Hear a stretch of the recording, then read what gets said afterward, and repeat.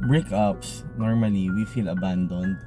Cheating, normally, mas malala.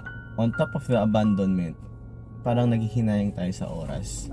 Sayang 4 years, 10 years, 5 years, 1 year, how many months. Pero always remember this. We need to be accustomed to the pain, to the rejection, and it's normal. Sa lahat na industriya, nare-reject tayo, hindi palaging yes ang sagot. The problem with us, ayaw natin ng rejection. We need to normalize na, okay, ayaw mo sa akin, fine, so be it. You want to walk away, leave.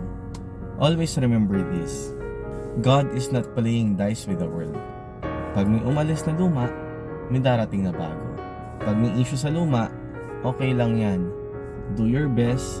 Ang importante dito, malinis ang konsensya mo. Okay? Move on, be better, and carry on.